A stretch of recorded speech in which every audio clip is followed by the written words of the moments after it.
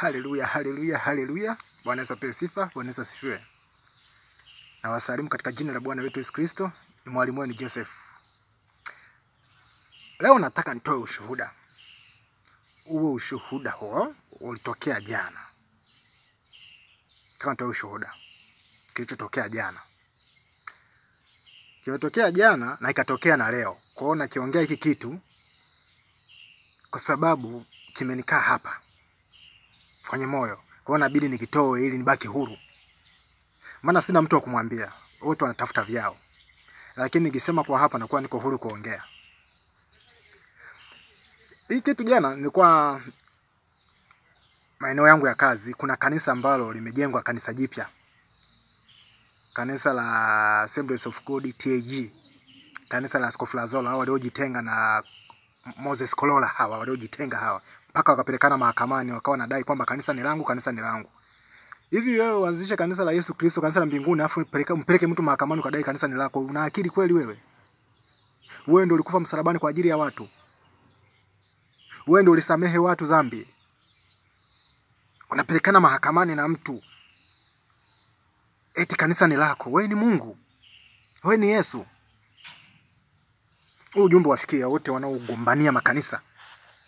Wewe unahubiri habari za mbinguni, watu waokoke, unawezaje kugombania kitu ambacho sio cha kwako? Unapata faida gani wewe wakati unahubiri watu waokoke utalipo uzima wa milele baadaye?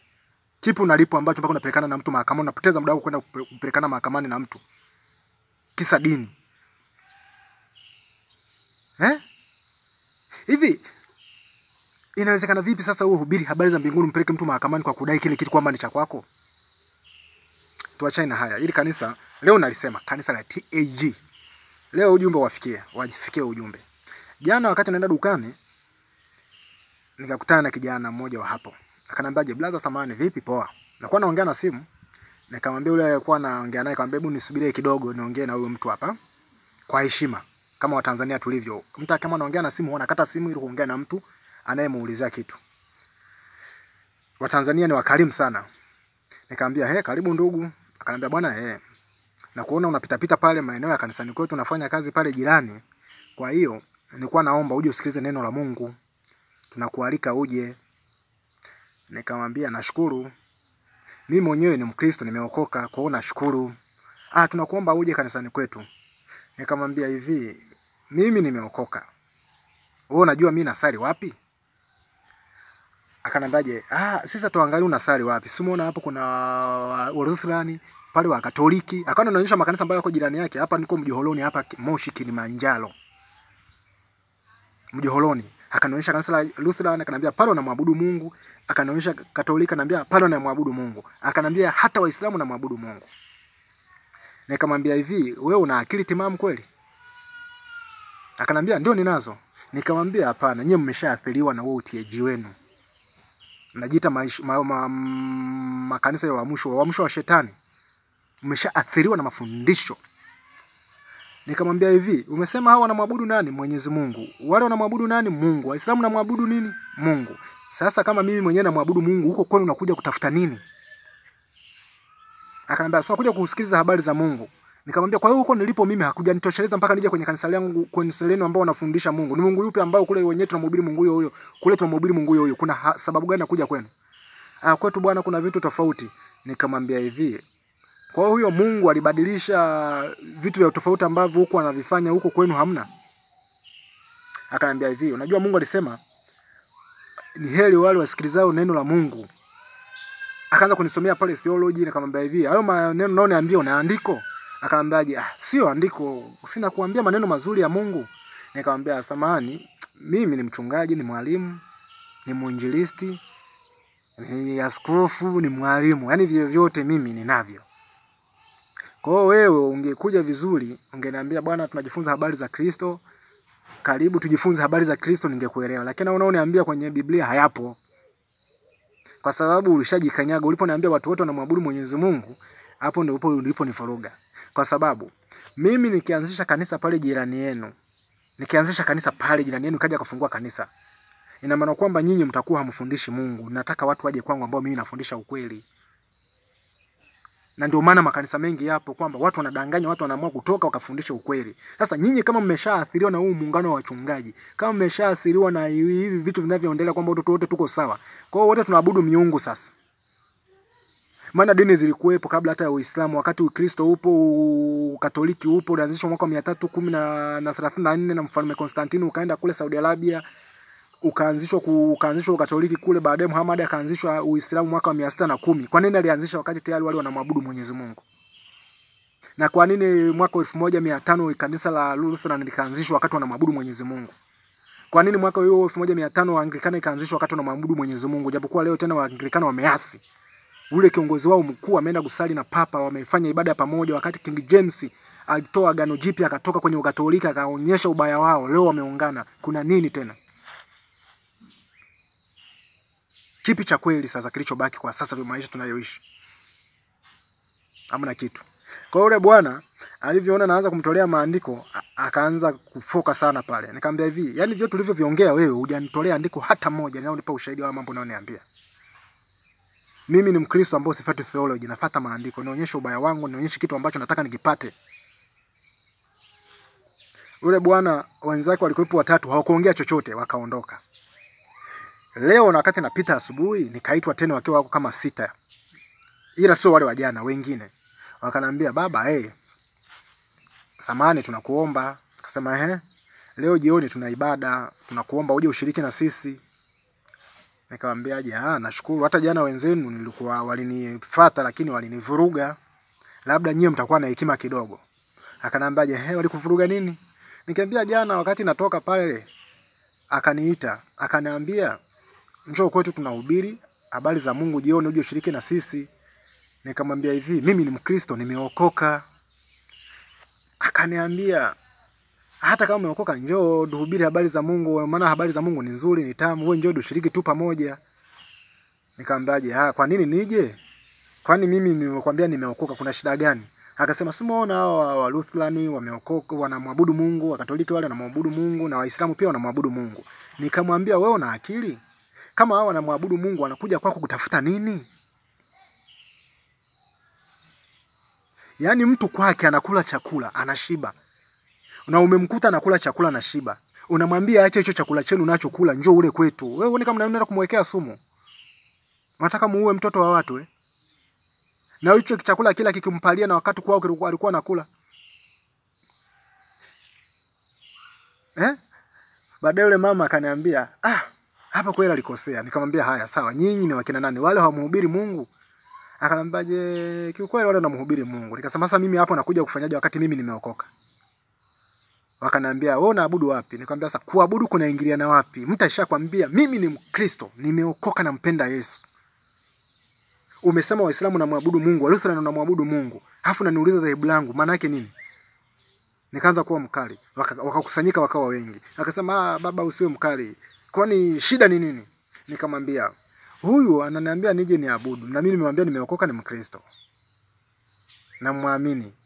Akaambiaje usiwe mkali, unajua nini habari za Yesu Kristo? Nikaanza kunukuu pale maandiko nikayasoma, akasema kweli baba umeokoka. Unaabudu wapi? Nikamwambia yani wewe bado unang'ang'ania naabudu wapi? Nikamtolea maandiko kwenye kitabu chake. Akakisoma, Mungu hapatikani kwenye majengo aliyojengwa kwa mwanadamu. Wengine wakakubali, wakasema ni kweli, anapatikana kwa mtu aliyeokoka. Mchungaji akasema hapana. Huku unataka kuniambia hamna Mungu huko kwenye hili kanisa? Mungu yupo. Kukawa kuna fujo sasa. Nikamwambia hivi, umepotea. Yaani wewe na mafundisho mnapishana. Maandiko yanasema Mungu hapatikani kwenye majengo, wewe unang'ang'ania kwenye majengo. Hebu ngoja nianukie wewe maandiko niliyomsomea, nianukuu. Nianukuu maandiko niliyoyasoma katika Matendo ya Mitume 17:24. Inasema, Mungu aliyeufanya ulimwengu na vitu vyote vilivyomo, yeye kwa kuwa ni Bwana wa mbingu na nchi, hakai katika hekalu zilizojengwa kwa mikono, wala hatumikiwi kwa mikono ya mwanadamu kana kwamba anahitaji kitu chochote, kwa maana ndiye anayewapa watu wote uzima na pumzi na vitu vyote. Matendo ya Mitume wenyewe wa Yesu Kristo wanasema Mungu aliyeufanya ulimwengu na vitu vyote vilivyomo, yeye kwa kuwa ni Bwana wa mbingu na nchi, hakai kwenye hekalu zilizojengwa kwa mikono ya mwanadamu.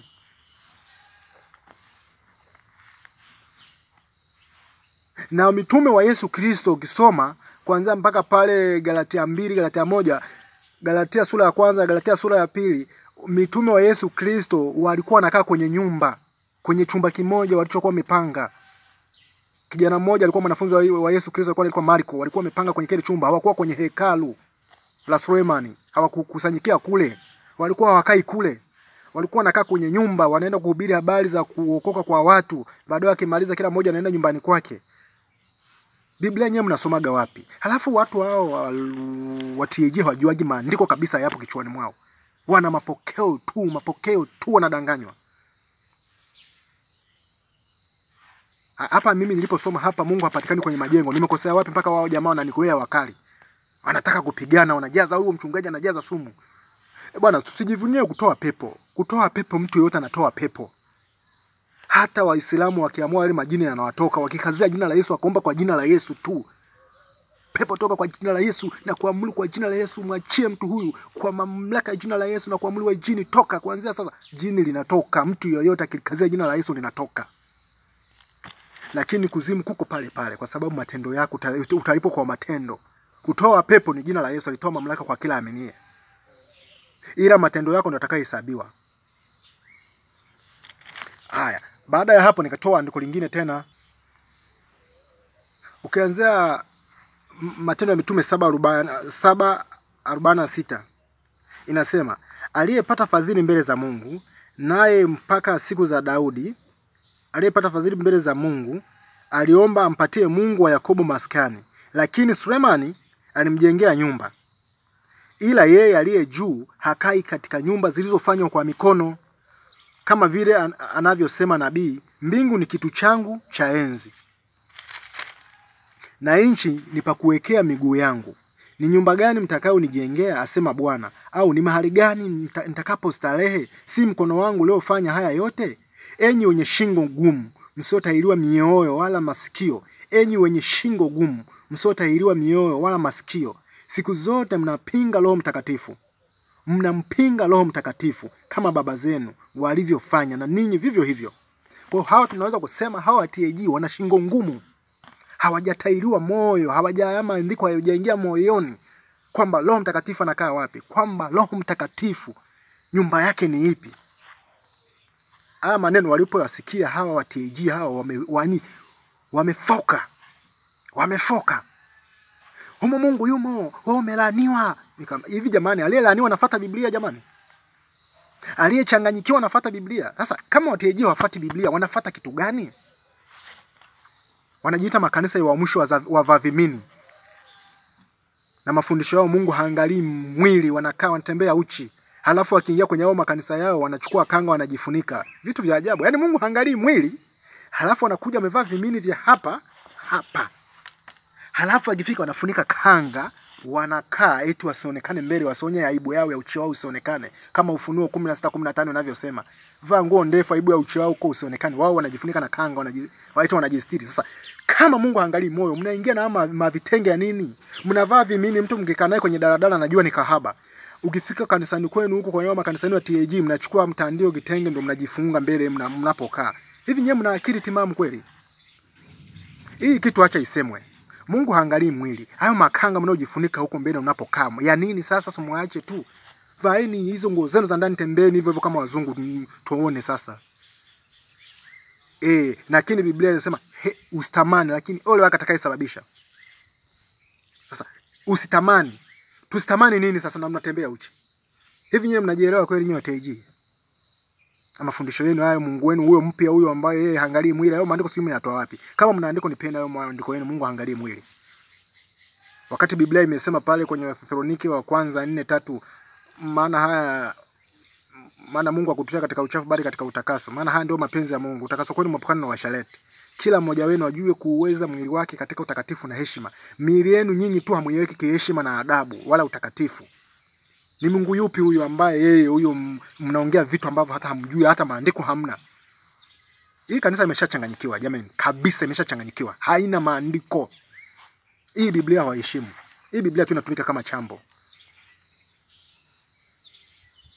Hii Biblia inatumika kama chambo. Kama unajiita kusanyiko la Mungu, Assemblies of God, Wakati Biblia inasema sisi ni Wakristo. Hata ukisoma ile Matendo ya Mitume 13 wanaitwa Wakristo. Hawakuitwa kanisa, hawakuitwa kina Petro, hawakuitwa kusanyiko la nani. Wanaitwa Wakristo. Wenyewe mnamna hili jina kwani mimi hivi yani I say. Oya, leo nimeanza na nyie na bado. Ngoja tuangalie lingine. Baadaye ili andiko nishaye kulitoa kwenye somo la 5. Nishaye kulitoa ili andiko hilo. Nishaye kulitoa ili andiko hili. Nishaye kulitoa. Yaani haya masomo nishaye kuyatoa, lakini narudia kwa sababu nimewajibu hao mabwana. Ukisoma Isaya 66 inasema, Bwana asema hivi, mbingu ni kiti changu cha enzi, na dunia ni mahali pa kuwekea miguu yangu. Mtanijengea nyumba ya namna gani? Na mahali pangu pa kupumzikia ni mahali gani? Maana mkono wangu ndio uliofanya hivi vyote. Mkono wangu ndio uliofanya hivi vyote. Yaani kuna vingine hapa siviongei, vinakuja kwenye somo lijalo, somo la 7, siviongei. Yaani hao jamaa yani hivi. Yaani hao jamaa sasa baada ya kuyasomea maandiko wakajaa gaziba. Jaziba ikawashika. Nikamwambia hivi, hebu angalia hawa watu hawa wanawake wamevaa suruali. Biblia inaruhusu wanawake wavae suruali. Na mnafundisha nini kwenye jamii? Kwa sababu kanisa lenu ndio namba 1 duniani halina maadili wala heshima. Kuhusu maadili halijui. Au nikiwauliza maadili ni nini, mtanijibu nyie, nataka maadili. Vitu 5 tu vya maadili, niambieni maadili ni hichi na hichi na hichi, niambieni maadili kama mnajua nyie. Tena kwa maandiko, sitaki theology, nataka maandiko. Maadili hapa. Hafu mimi nitawaonyesha jinsi mlivyovaa hiyo vitu vinavyokataza ambao sio vya maadili, ni waonyeshe kwenye maandiko. Wakasema, acha nini kumsikiliza huyu kijana amepotea huyu. Huyu mpotofu, mtu gani hana dini huyu? Amechanganyikiwa huyu. Wote wakakimbia kanisani. Wakaingia ndani huko kwenye makanisa yao wanaoita makanisa.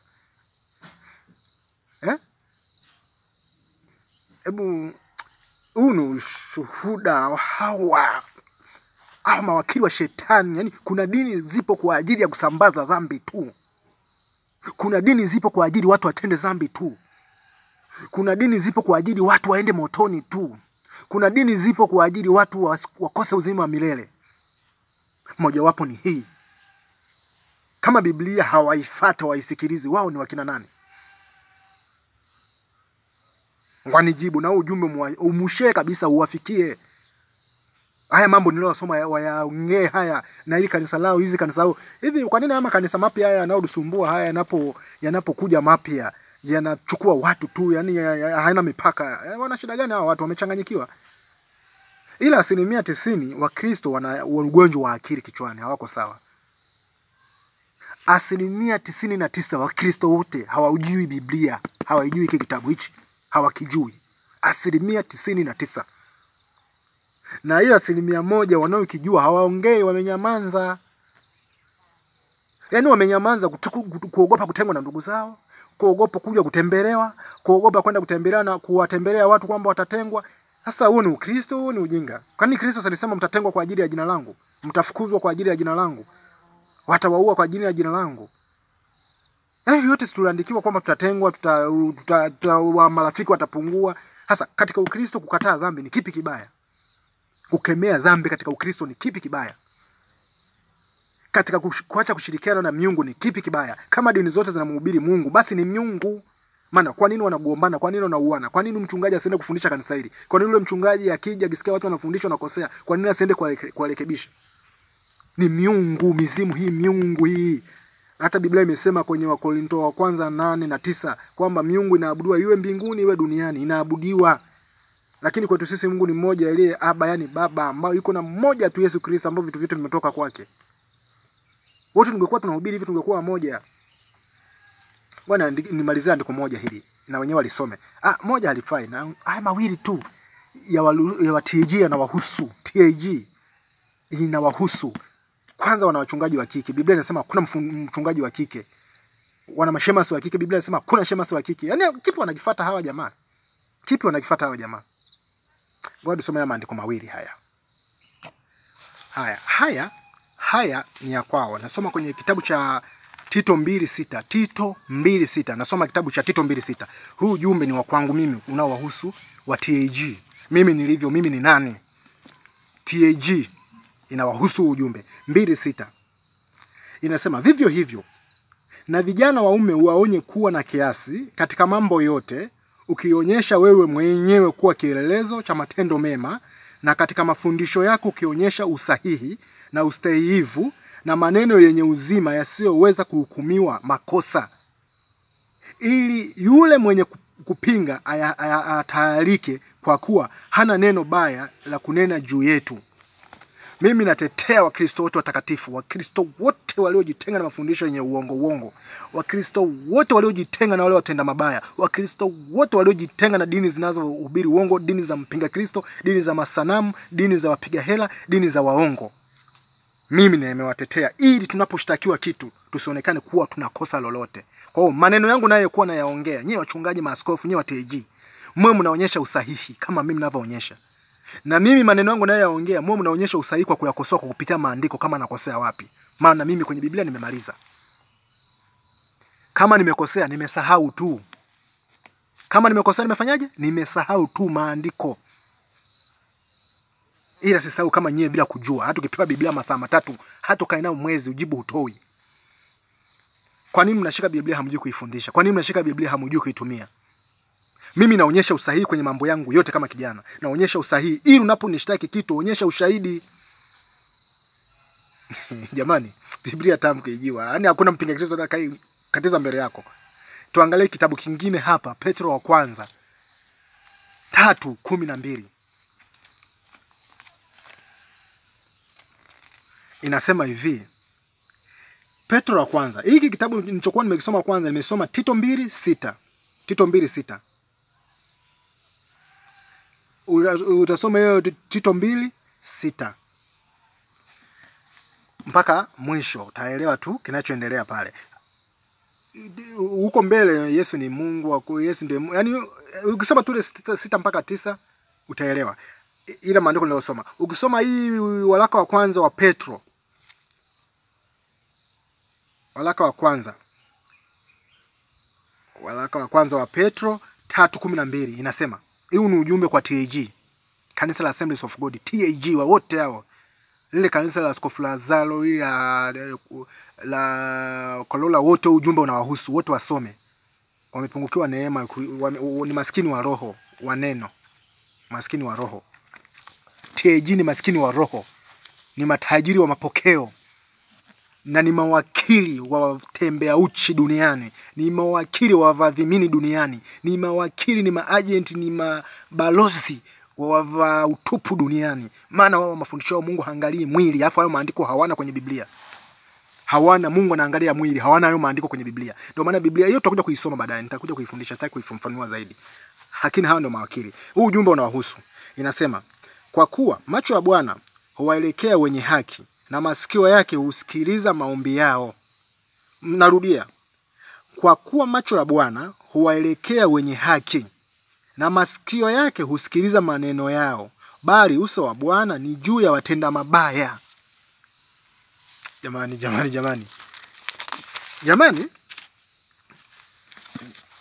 Huu ni ujumbe wao. Hayo ni mabaya jamani. Kuvaa utupu ni uzuri? Ni mabaya au? Aya, tunaangalia hapo.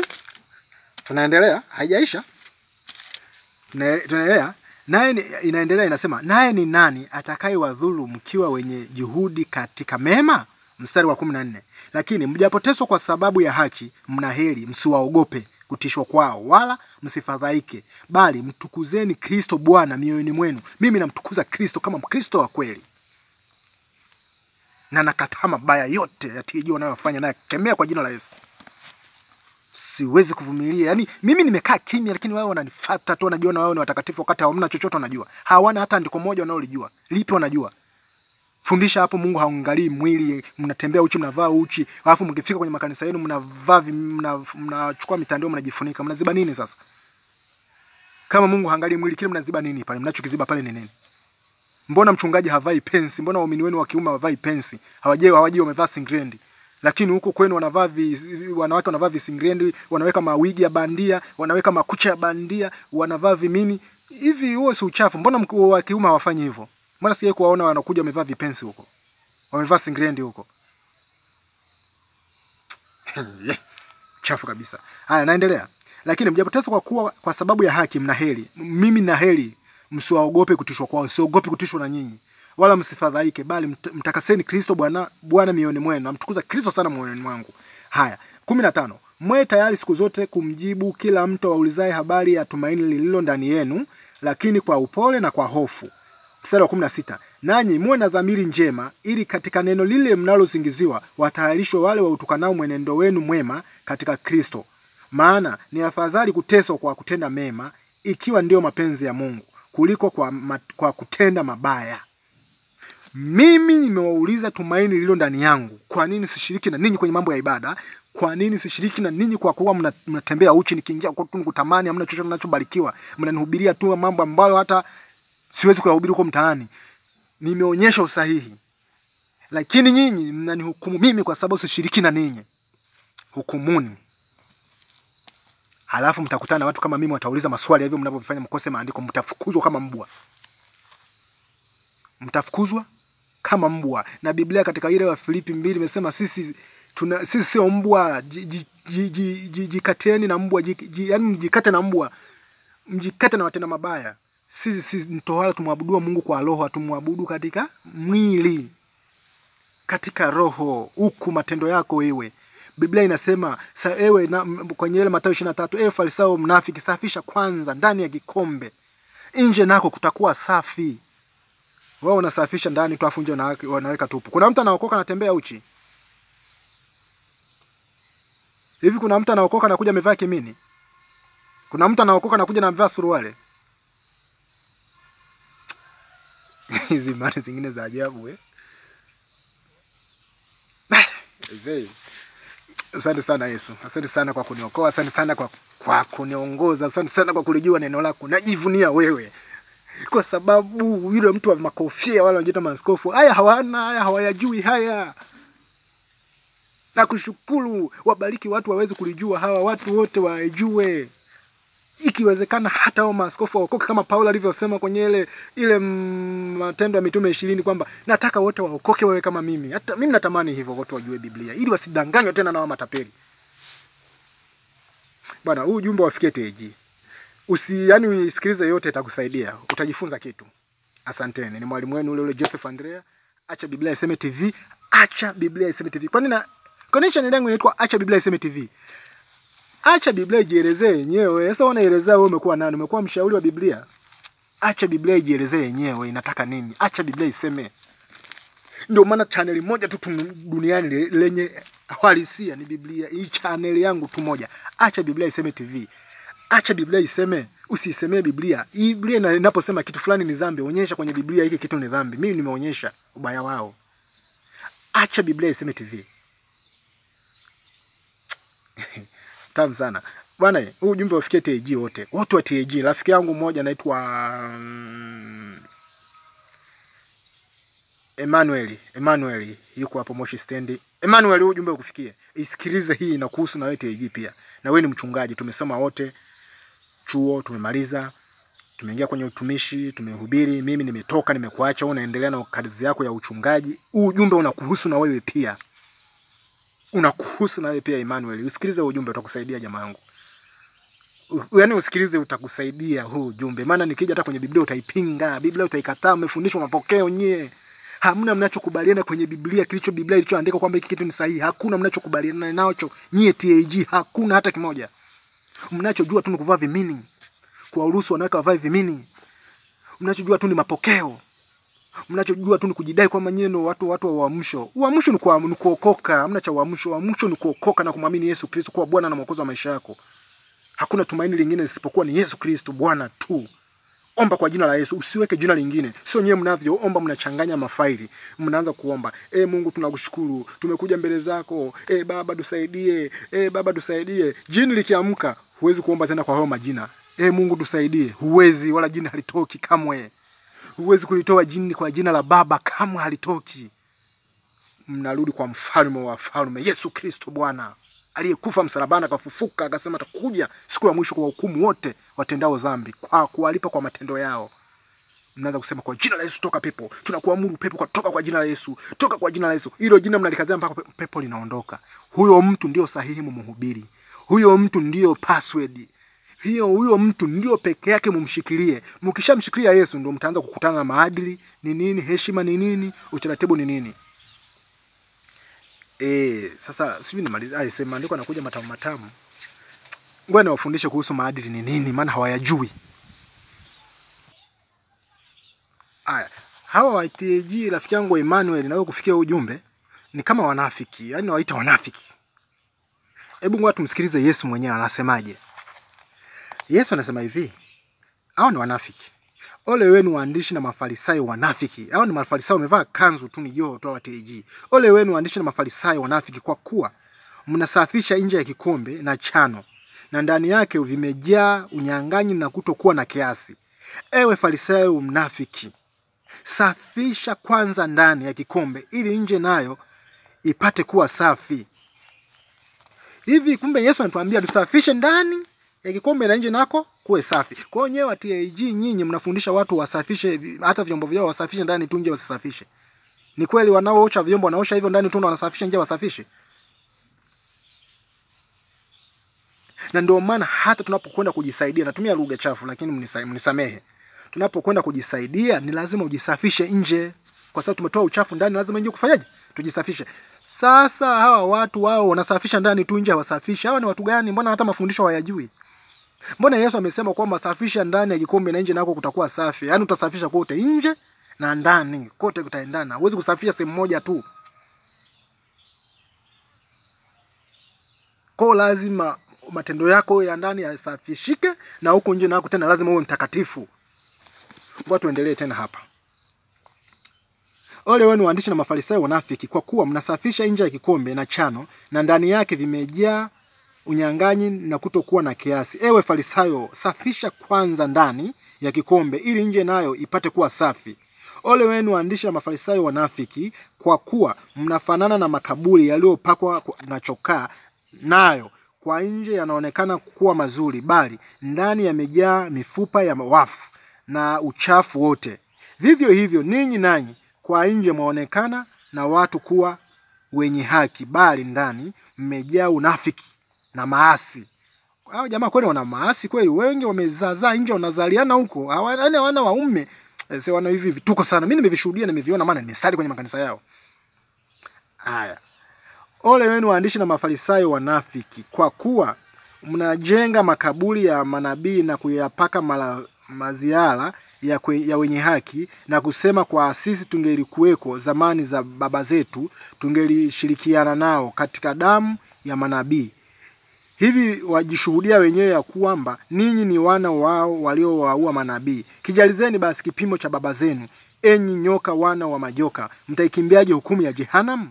Kwa sababu hiyo angalieni, mimi natuma kwenu manabii na wenye haki na waandishi, na wengineo wao ninyi mtawaua na kuwasurubisha, na wengine wao mtawapiga katika masinagogi yenu na kuwafukuza mji kwa mji. Haya maneno niliyatamka muda ule. Mbona yote yako kweli, yako sahihi?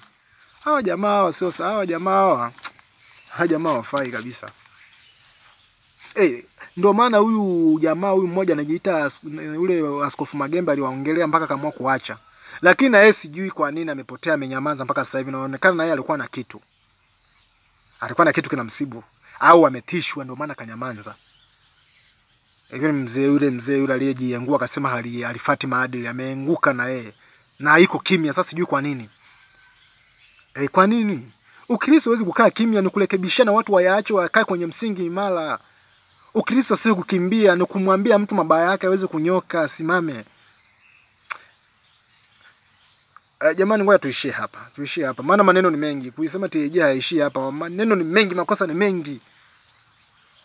Kuhusu maadili Biblia imesema umesahau maadili, heshima na vitu vingine. Maadili hawana maadili. Yaani kwanza maadili hawajui. TAG kwanza maadili hawajui. Usafi ni nini hawajui. Yaani yenyewe ni ile komba sompa. Haina. Bwana mimi natafuta watu wa haki, watu watakatifu, watu wanaoifuata Biblia, watu wanaoheshimu Biblia. Hao watu nitashirikiana nao. Nitajifunza nao. nitatembea nao, nitafurahi, nitashauriana nao. Hata kwenye simu tu jamani, hata tukutana hata kwenye simu tu tunakumbushana, tunasoma habari za Kristo, moyo wangu utafarijika.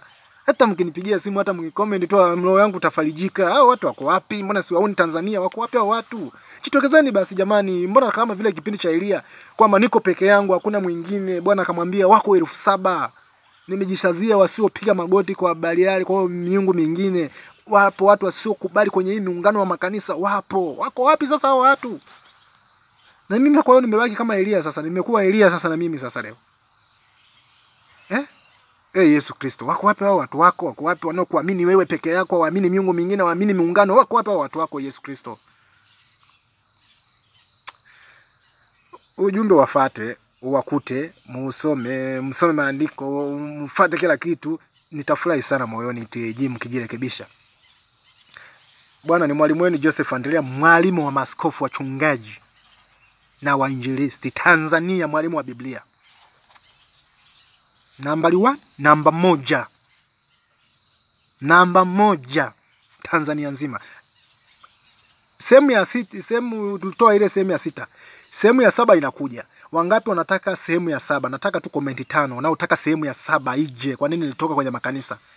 Wakitoa tu watu 5 komenti 5 tu kwamba inatakiwa ije sehemu ya 7.